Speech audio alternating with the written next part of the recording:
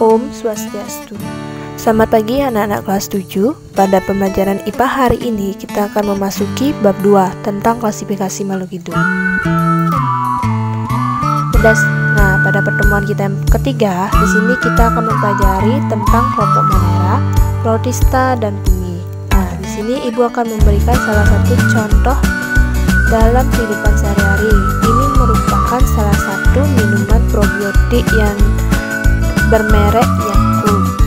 Kenapa bisa disebut minuman probiotik? Jadi kalau minuman probiotik itu bermirip ya seperti yogurt. Nah, jadi Yakult ini merupakan minuman probiotik yang terbuat dari fermentasi susu skim dan gula dengan suatu bakteri yang disebut L.Cacei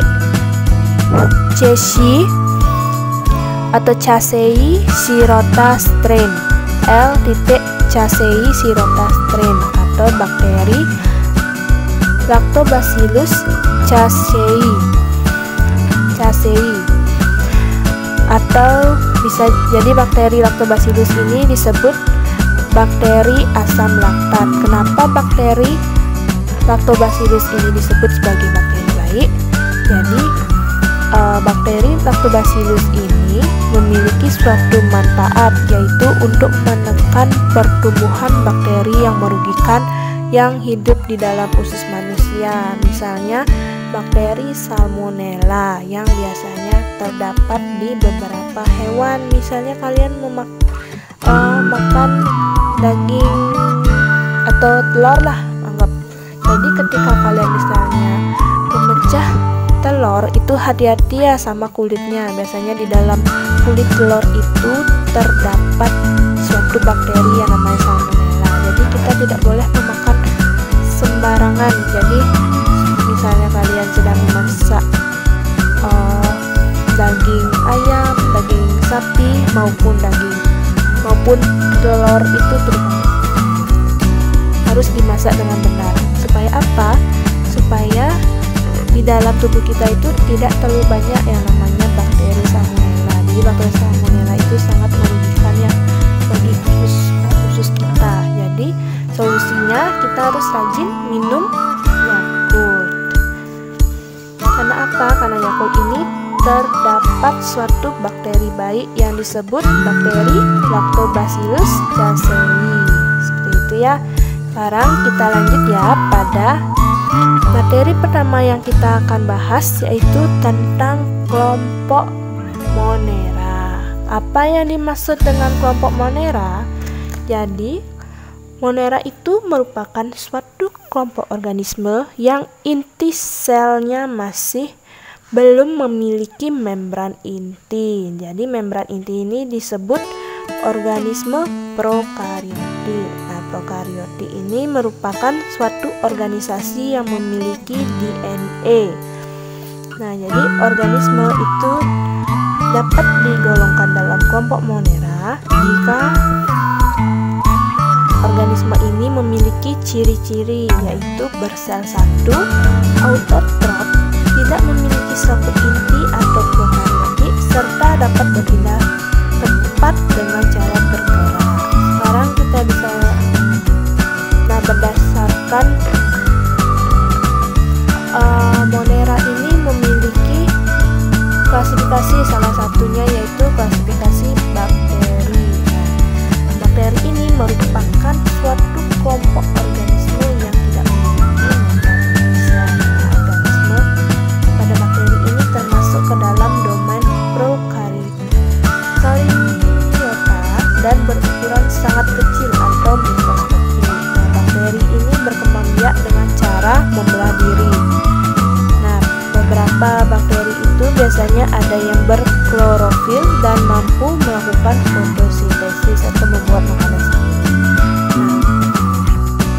Nah, pada tabel ini merupakan klasifikasi dari bakteri yang terdiri dari beberapa bagian. Yang pertama, berdasarkan bentuknya. Yang pertama ada namanya kokos atau bulat. Misalnya bakteri Staphylococcus aureus. Yang kedua yaitu berbentuk basil atau batang. Contohnya bakteri Bacillus antrasis. Yang ketiga, bakteri spiral atau berkelok-kelok, misalnya Treponema pallidum.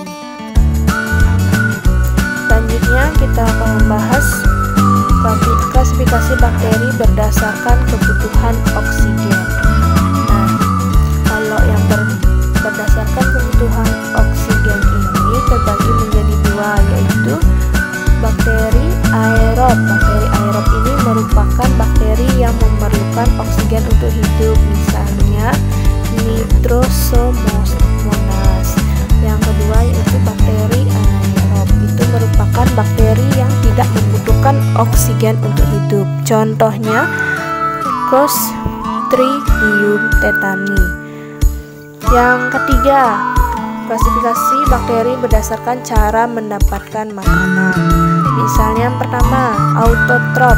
Kalau autotrof ini itu biasanya mendapatkan makanan yang diperoleh dengan membuat sendiri.